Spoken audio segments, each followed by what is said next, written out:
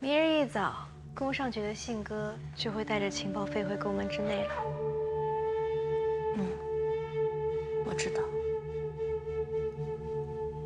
你准备好了吗？但结果没什么好准备的。如果结果和你预想的不一样呢？如果赌输了怎么办？那也没办法。有。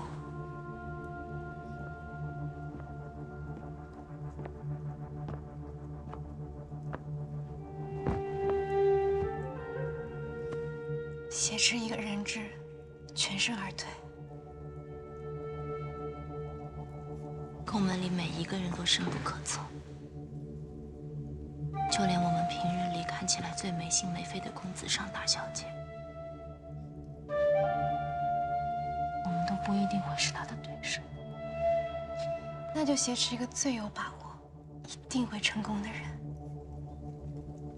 谁？我啊。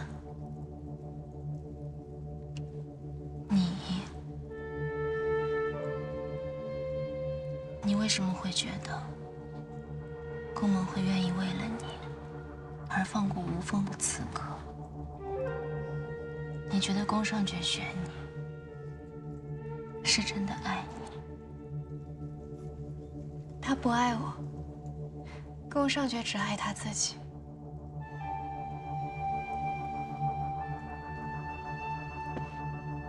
你知道他为什么会选我吗？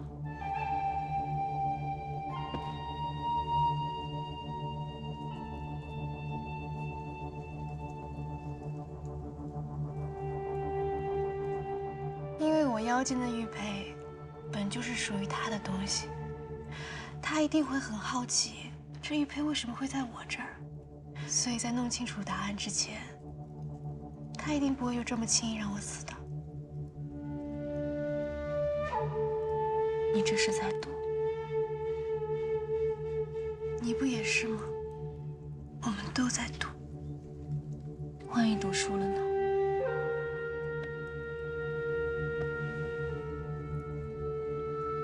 不管宫上觉在不在乎我的生死，但我相信你一定不会真的伤我。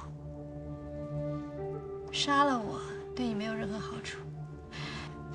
以你的本事，杀不了我，顶多伤我。如果伤我，那就更好。伤了我，立刻逃出去。逃出去之后，如果能活下来，算你有本事。如果死了，那就更好，更能证明我和无风之间毫无瓜葛。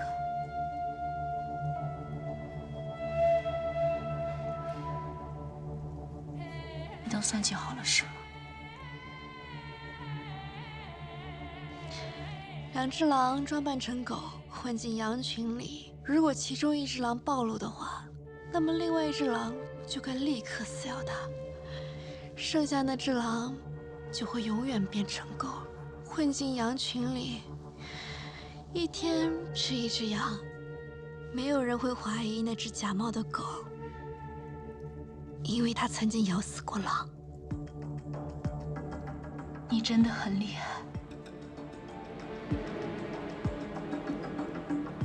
如果你身份暴露的话，那么临死之前保护一下妹妹，不好吗？而且这只是最坏的假设。如果无风早就安排好你的身份，那么这一切都不会发生。你真冷血。我本来以为你会有感情。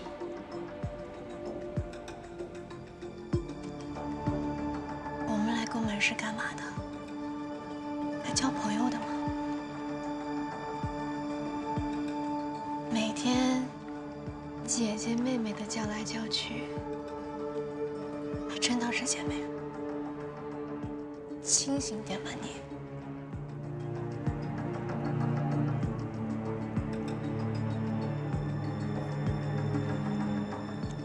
魏界的人都是这么残忍的。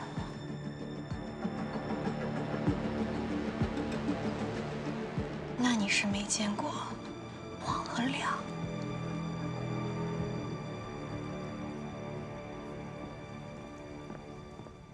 云微山姑娘、上官浅姑娘，请前往职人殿。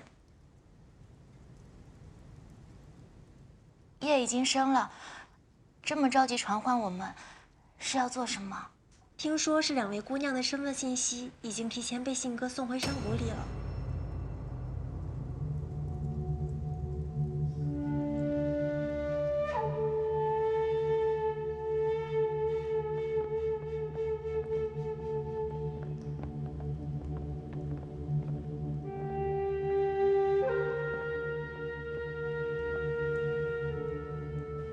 经核查，大富城上官浅小姐的身份属实，没有任何异常。经核查，离溪镇云微山姑娘身份不符。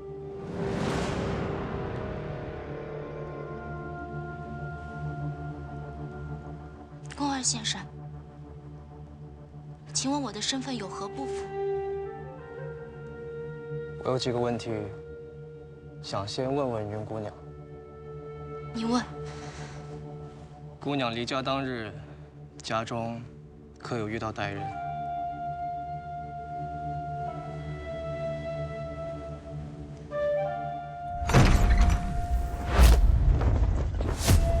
家中的确有个盗贼行窃，丢了些金银首饰，但万幸家中无人伤亡。因何从未禀报？出嫁当日就遇歹人恶事，我觉得有些触眉头，怕被宫门嫌弃，而且家人并未受伤，我觉得是小事，就擅自隐了。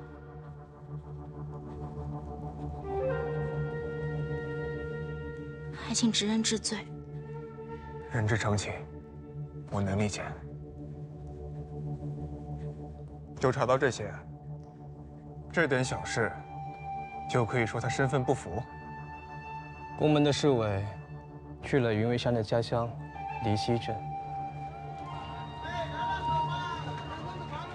知道这是云微山小姐吗？带着画师的画像，向云家的下人打听，然而却没人认出你的画像。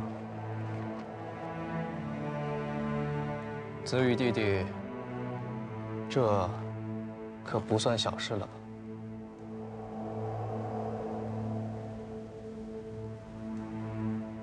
云姑娘，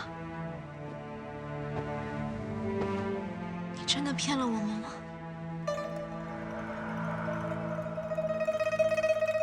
都说。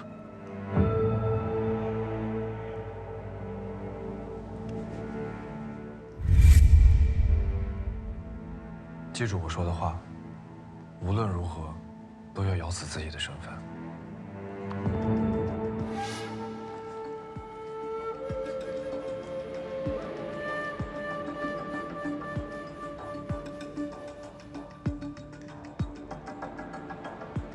我自小在离溪镇云家长大，画师的画像我都看了，样貌画工都很精细。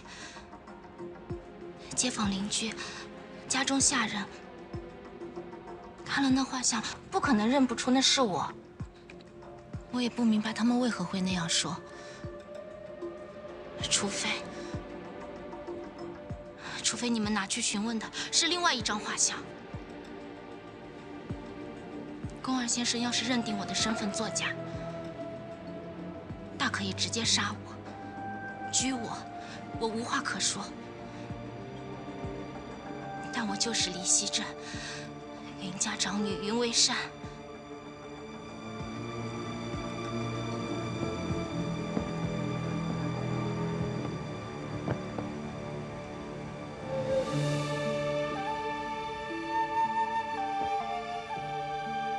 你紧张什么？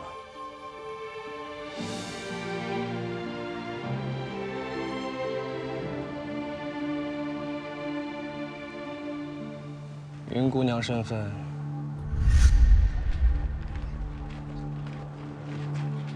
这不是云微山姑娘吗？多么年纪大了，眼神越发不好使了吗？画的真好看。哎呀，真的是山丫头！哎呀，真是。云姑娘身份，查探无误。刚才只是一番压力试探，还请谅解。毕竟你是子羽弟弟选中的新娘，自然是要更加谨慎。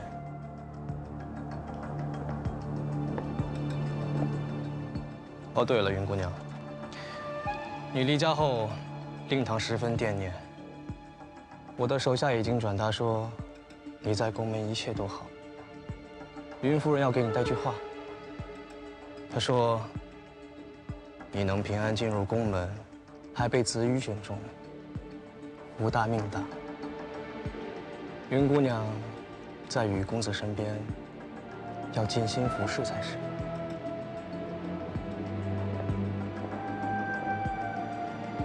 此事已有结论，云为山的身份没有问题，两位姑娘的身份都没有问题，新娘的事到此为止。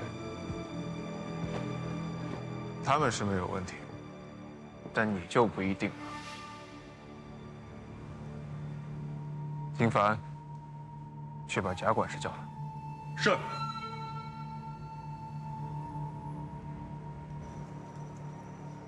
贾管事，把你之前跟我所说的话，跟他们也说一遍。是。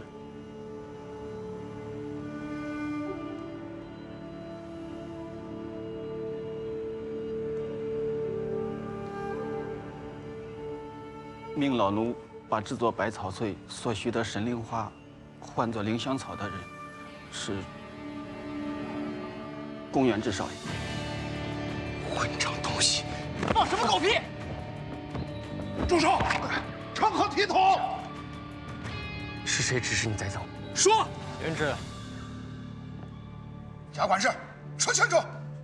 少爷下命令的时候，老奴只是以为少爷有研究出了更精良的药方，有所替换。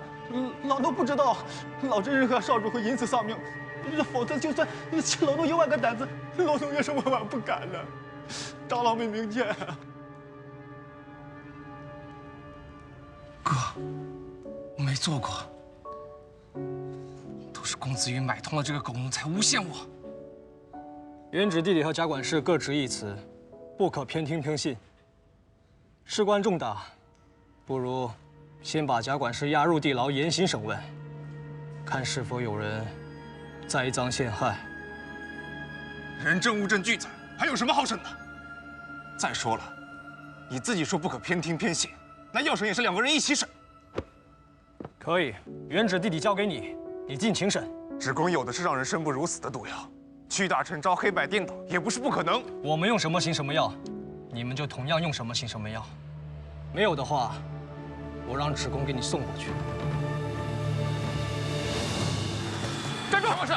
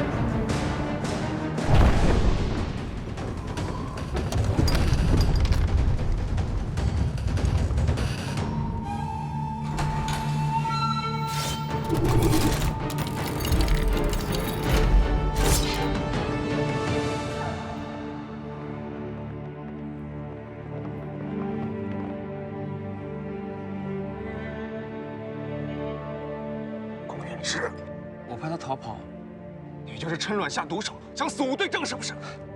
公子羽，你好歹也是宫门的人，说出来这种话也不怕让人笑话。我这枚暗器上淬的是麻痹之毒，只是让他经脉僵硬，无法行动。他是自己咬破齿间毒囊而死。一面之词，你把尸体送去医馆验一验不就？我自然会验，但真相出来之前，你脱不了干系。他刚刚畏罪而逃，还不足以证明我的清白吗？既然现在龚元直的嫌疑最大，那便先将他收押了吧。后面还请3位长老派出黄御侍卫进行调查。若真能证实是龚元直所为，必不轻饶。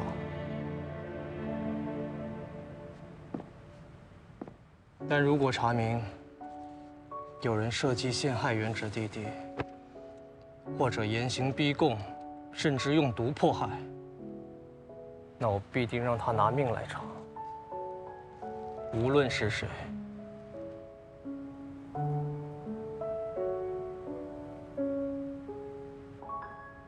哥，听你的。经犯，押下去。是。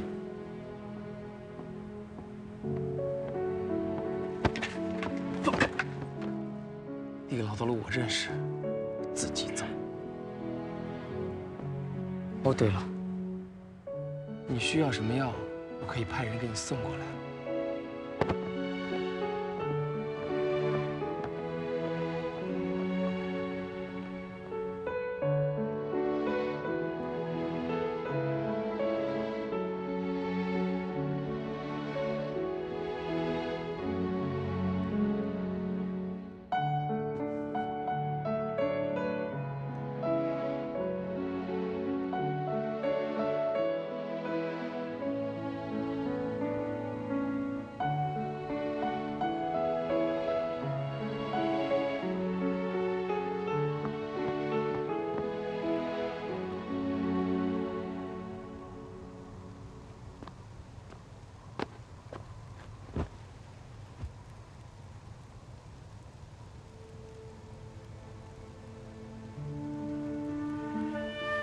你在生气什么？宫上爵也太盛气凌人了。无论如何，你也是直人，他完全不把我放在眼里。我知道，不只是他，在长老们眼中，我也不配做直人。论身份、能力、品行，我都不配做直人。要不是阙位继承的家规不可违背，我相信长老们也会选择宫上爵。直人大人，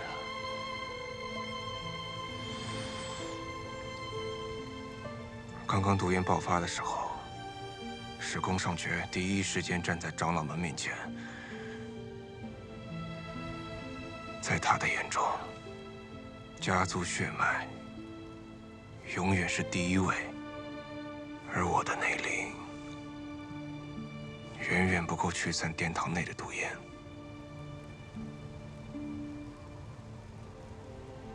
今天要不是宫上爵在，后果不堪设想。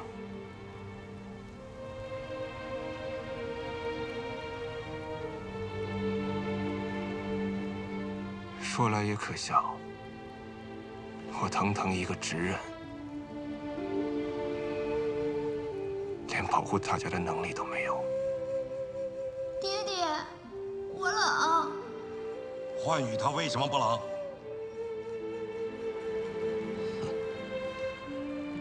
每次领功你都偷懒，你不配做直人的儿子。长老们都服用了百草萃，毒烟没事的。但我父亲他们也服用了百草萃。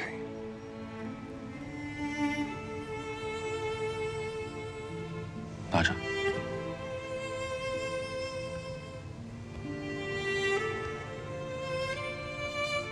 哥，我真不喜欢舞刀弄剑，整天打打杀杀，让人心烦。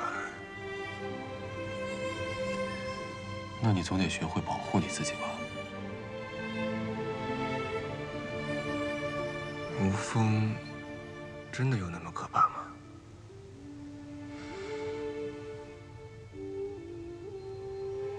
有。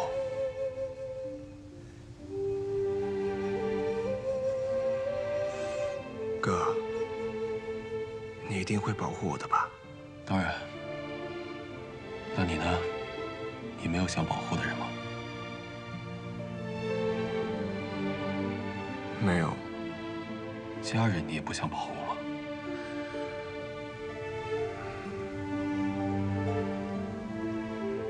家人都比我厉害，不需要我保护。那喜欢的女孩子，总要保护的吧？也没有。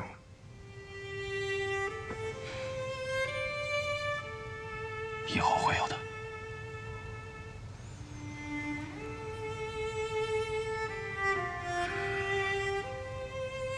你不用帮我找借口了。或许我真的不配。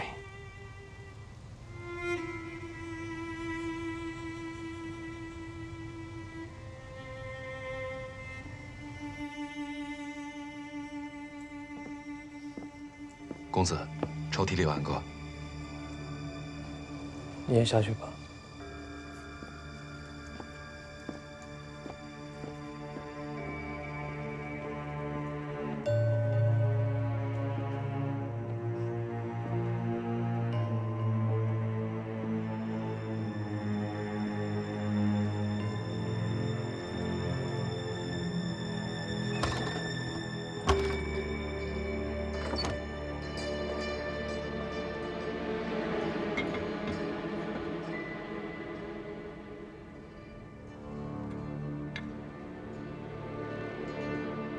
美。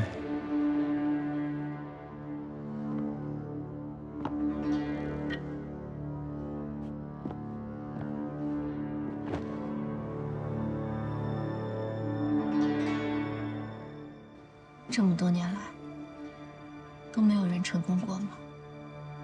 没有。过去的20年，所有潜入宫门的人，都有去无回，没有音讯，也找不到尸骨，仿佛凭空消失了一般。除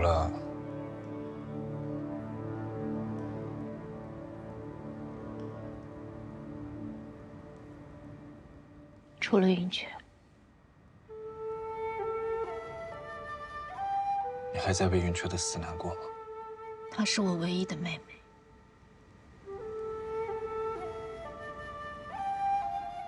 那你就更要为了她向宫门复仇。既然知道潜入宫门毫无胜算，为什么还要不断派人前去送死？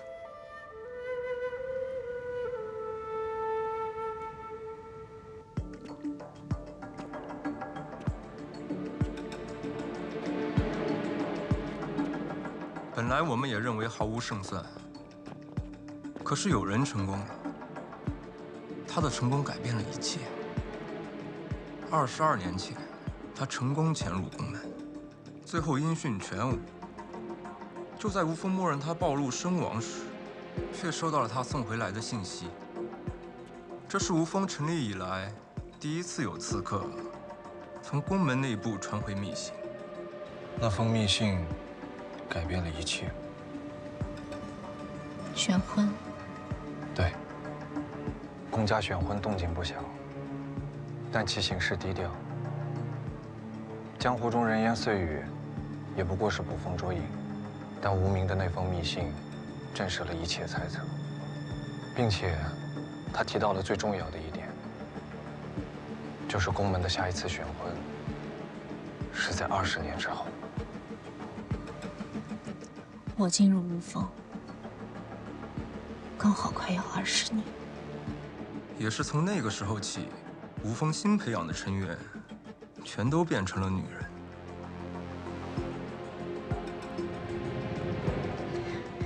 这个人还活着吗？我不知道。从那以后就再也没有收到过他的消息。宫家没等到20年，突然提前选婚，看来这个人已经暴露了。这个人是谁？因为太过特殊，所以他的身份、年龄、性别、名字都被严格封锁了，保密权限极高，恐怕整个吴峰也没几个人知道。所以大家都称呼他为无名。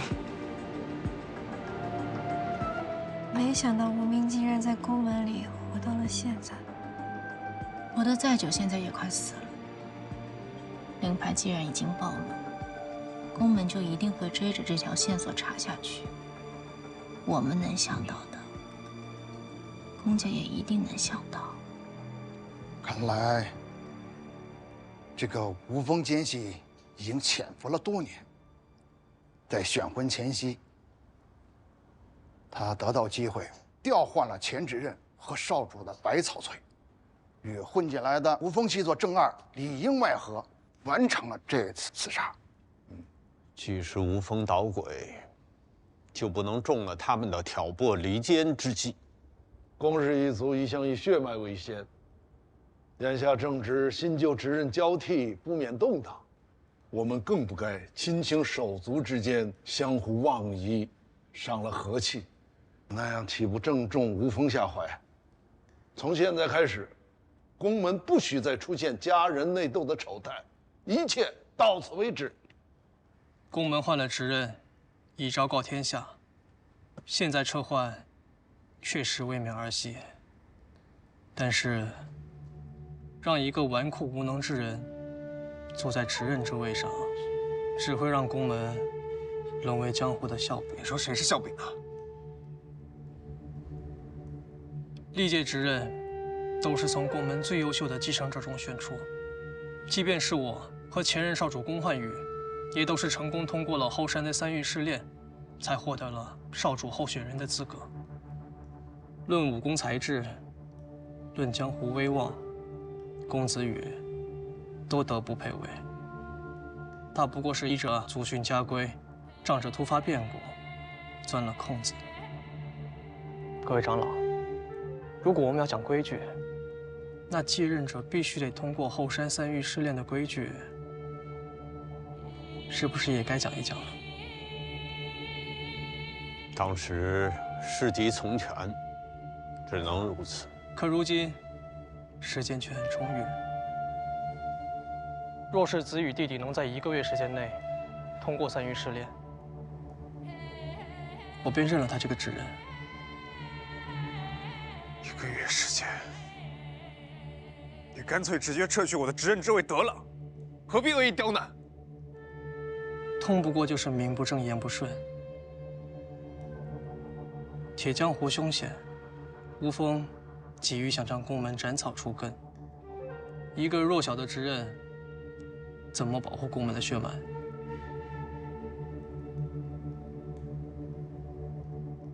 让你通过3域试炼是理所应当，怎么就成了我恶意刁难了？1个月时间也太难为人了。上爵，你那时候参加3域试炼，我记得你是用满了3个月时间。那就3个月，免得岳长老觉得我心怀恶意。子羽，3个月就3个月，从来没有在任之任参加3域试炼的先例。万一过程当中出了什么意外，怕什么？不过是再次启动缺席继承罢了。宫家又不是没有人。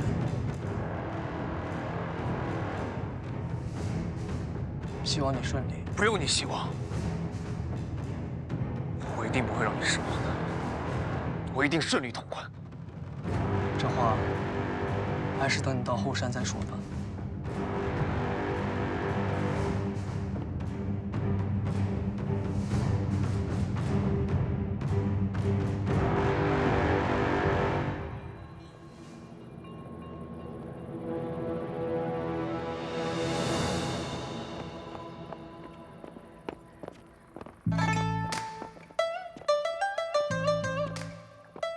哎呦，去哪儿啊？随便逛逛。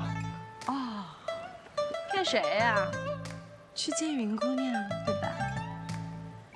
知道了还问？耶，这么饥渴啊！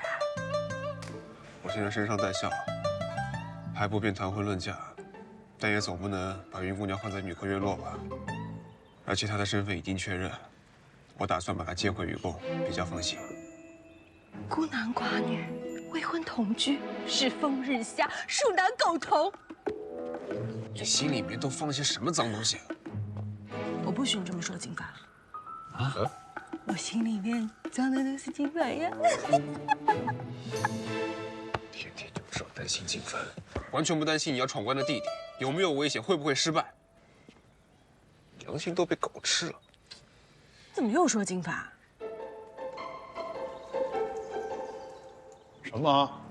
无量流火？是。无量流火。混入新娘中的无风刺客已经查实了身份，她就是混元郑家的二小姐郑南一。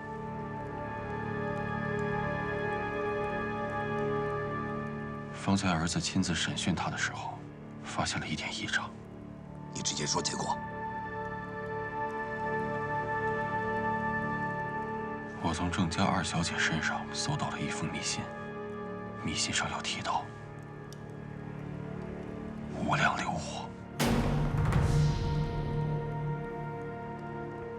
你确定？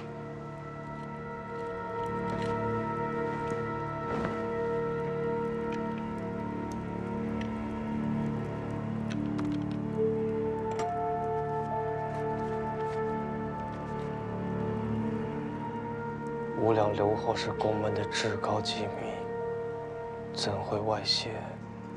无量流火，若是落入无风之手，宫门恐怕永无宁日。千山中知道无量流火的，除了知人，除去3位长老，就是你我。你怀疑我？但凡有可能的人，我都怀疑。那你的嫌疑不比我小。够了！宫门祖血，互不猜疑，祖宗的军舰，难道你们都忘了吗？必须立刻彻查，但是暂时不要让其他人知道。郑家的底牌都在绝公子手上。若绝公子亲自前往调查，应该会看出端倪。张全，上古外部，你威望最重，手段和方式最多，就辛苦你跑一趟郑家。上爵领命。桂月，你现在把那个女刺客带过来，我要亲自审一审她。是，父亲。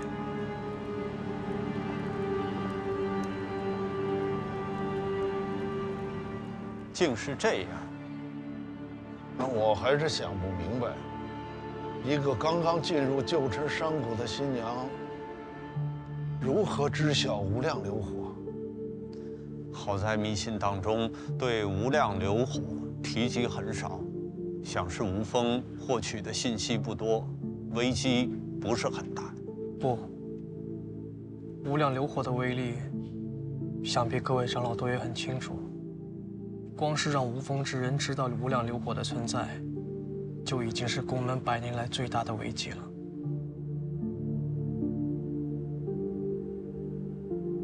对了，既然贾管事的身份已经确定，那我可以把元池弟弟从牢里放出来了吗？当然，当然。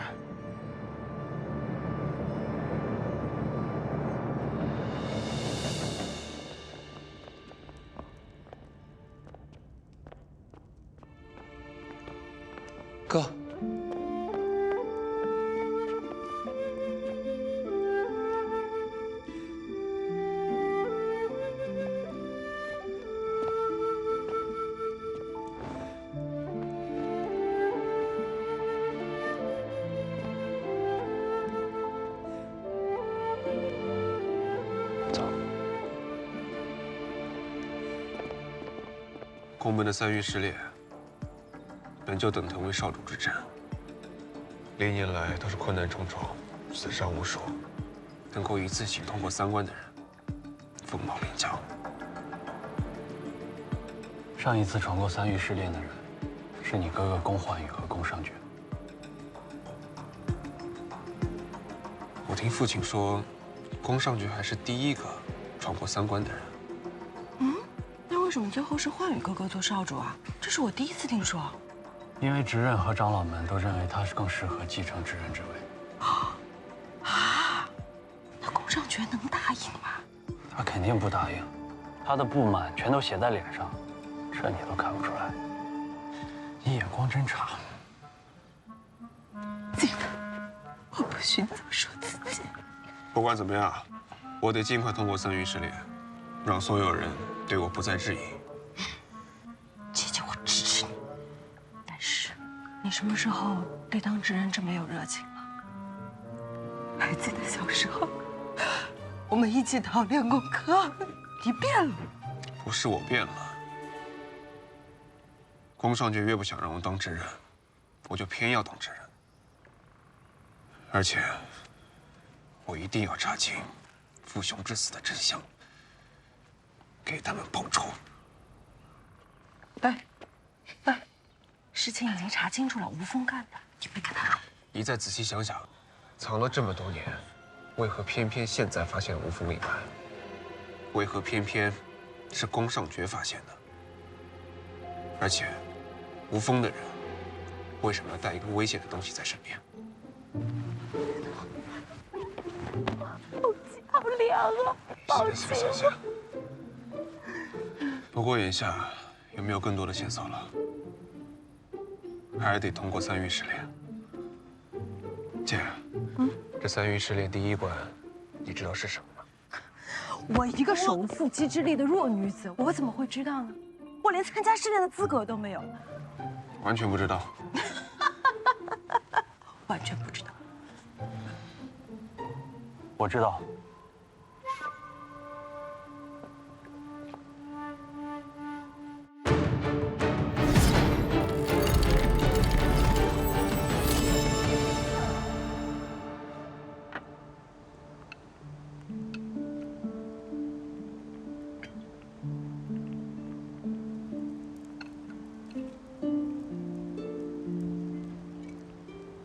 哥，帮我加些石斛。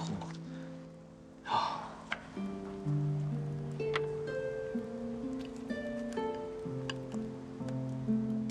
那贾管事真是吴峰的人？你和他共事那么多年，你难道还不清楚吗？我当然清楚，所以才奇怪。但那块吴峰的令牌确实是从他房间发现的。难道是哥哥为了救我，做了块假的吴峰令牌？说什么胡话！令牌自然是真的，但应该有人故意放在贾管事房间。这人是谁？查不到。他为何要帮我？帮你？我觉得他在害你。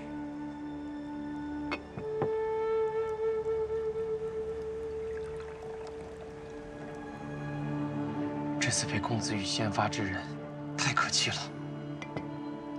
而且一想到日后要给他行执任之礼，我就恶心。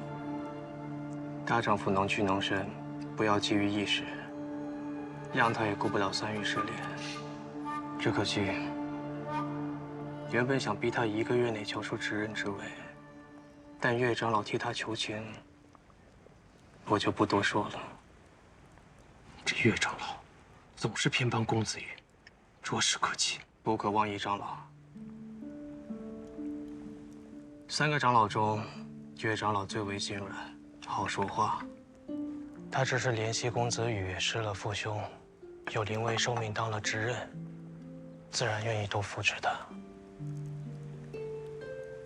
1个月也好3个月也罢，没区别，只要结果和我们预料的一样就行。那必然。想当年，哥哥多么艰难才通过3域试炼，公子羽估计连第1关都过不了，就等着看他笑话吧。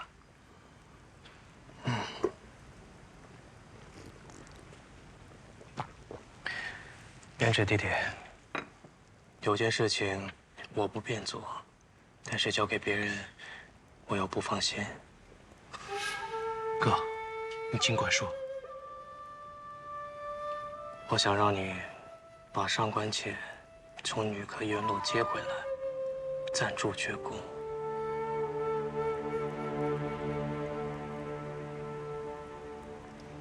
这么快？已经定好的亲事，快也好，慢也好，有区别吗？没。哥，你说你不方便去接，我能理解。但你说交给别人不放心，我就不懂了。有什么不放心的？大家都知道你选了他，那在这宫门里，还敢有人为难他不成？他能有什么危险？我是怕别人有危险。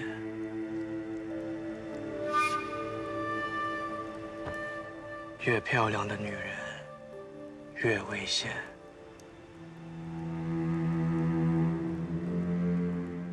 她漂亮吗？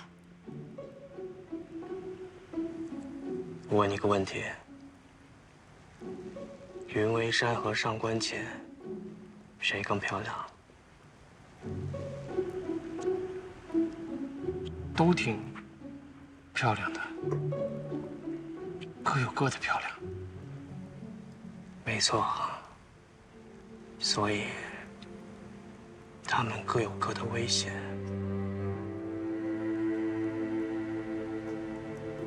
哥，除了漂亮，你还看上上官浅什么呀？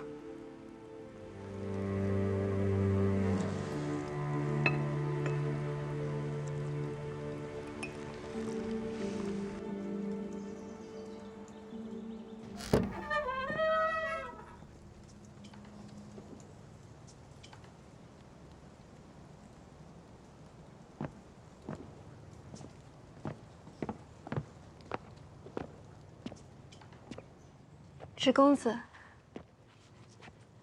多谢你来接我。芷公子是不是平日不爱说话？怪不得我看别院的侍女，看到芷公子都有些害怕呢。让别人害怕，总比害怕别人要好。好像是。芷公子，我想问，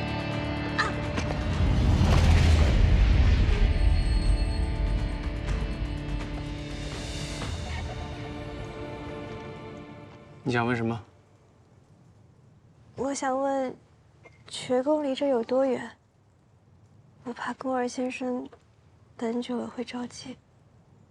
哥哥倒是不急，我看是你比较着急。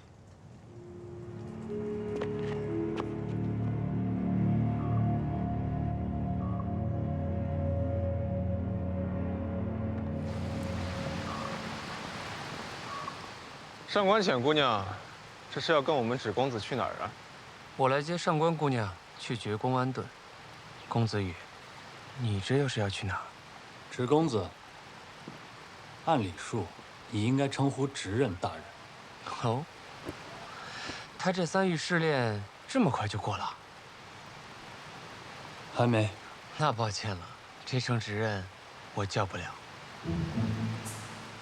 那叫声姐姐来听听。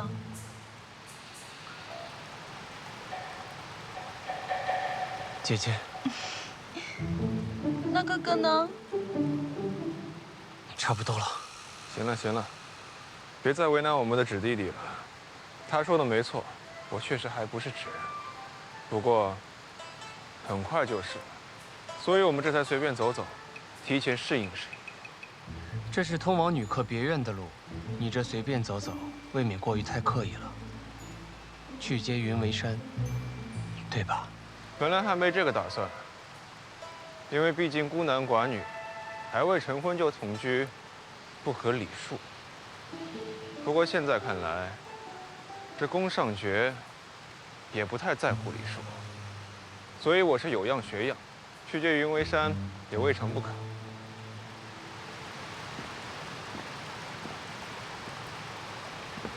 你要学的还多着呢。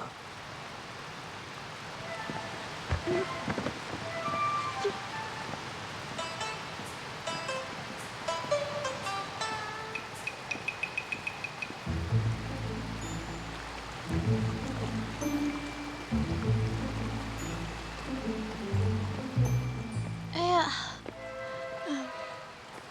又怎么了？我竟忘了件重要东西，得回去拿一趟。爵宫那边什么都有，不用麻烦，走吧。爵宫还真没有。什么东西啊？这么稀奇？我准备送给宫二先生的礼物。我哥什么都不缺，送他礼物的人太多了。那不一样，儿女情长。弟弟年纪小，自是不懂。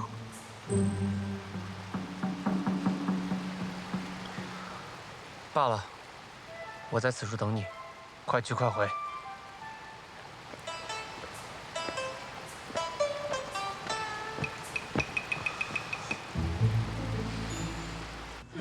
顾上爵每一次行动都在我们前面，像是算好了，就连接新娘子都比我们早一步，真晦气。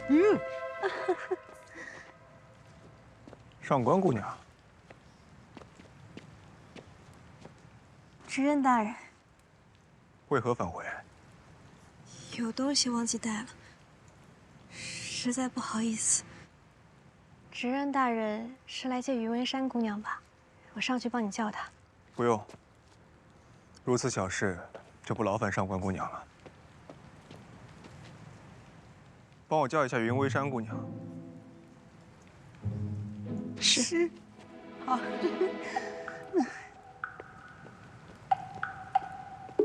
多谢执刃大人，是我考虑不周了。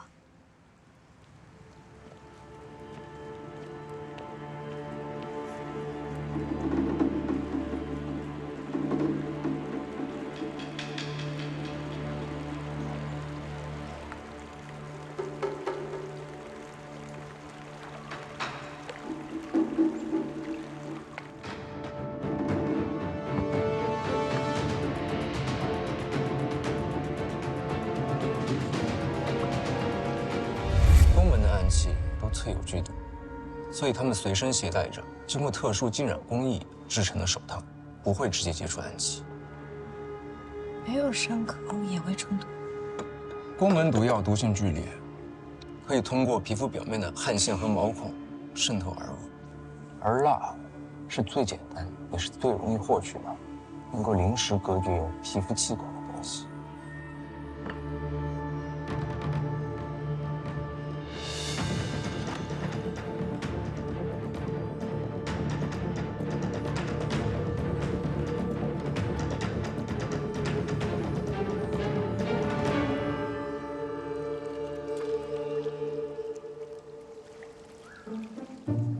金凡，你看他们游得多么的欢乐。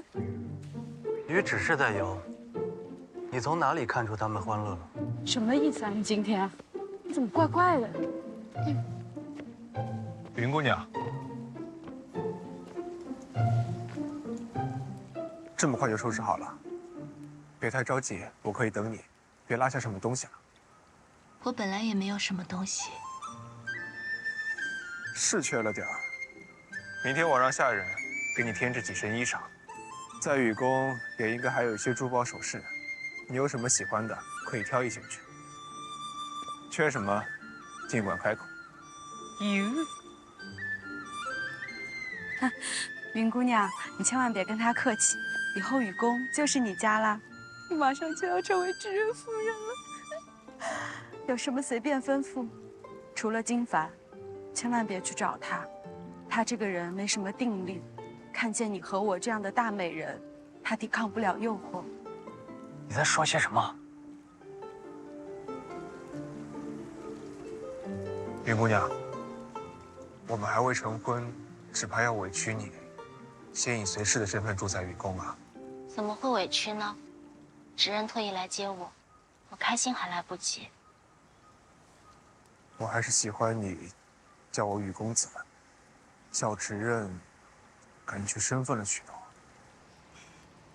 林姑娘，以后宫门里要是有人欺负你，你就告诉公子羽；如果公子羽欺负你，你就告诉我。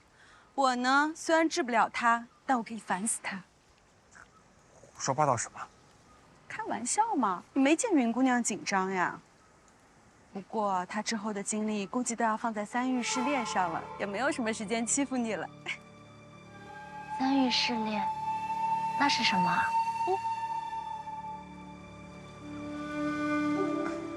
云姑娘，你若收拾好了，随我走吧。多谢旨。多谢雨公子。不过，雨公子确实不必亲自来女科院落接我，派人通知我一声就好了。我怕别人又说些闲言碎语，给您添麻烦。若管有人乱嚼舌根，我自会教他们规矩。而且，我来接我魏国门的妻子，怎么了？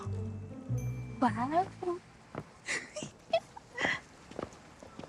上官姑娘，东西拿好了。云微山姑娘，你最好去检查一下，不要像我一样半路忘了折返回来，太耽误事儿了。你看这天都快黑了。执刃大人，我先告辞，池公子还在等我。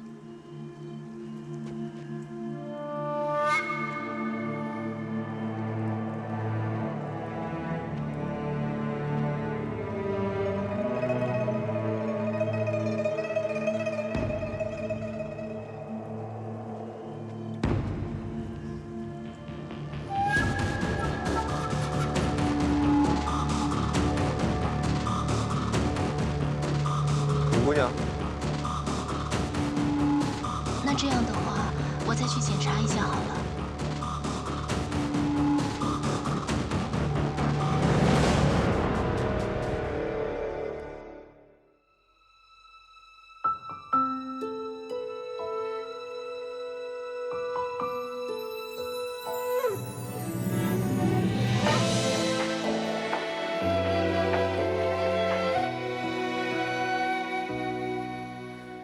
你在梦里看见的记忆，闪着光，淋着雨。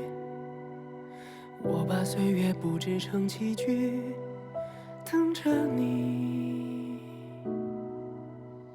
每次相逢都是运气，每次离别都是叹息。缘分在等刀锋落笔。你在梦里留下的痕迹，像谜语没谜底。我用回忆缝过了冬衣，每一针都是你。一眼瞬间忘却天地，执子之手，弹字无意。落字无悔，红尘不弃。我跨越山水奔向你，找到你，抱紧你的心，不在乎他们的提醒，我抱紧了风里。这无关输赢的赌局，黑白棋落下的痕迹，圈出一片小天地。用尽全力奔向你，拥抱你，呼喊你的名，撕开天地所有风雨，斩断了命运。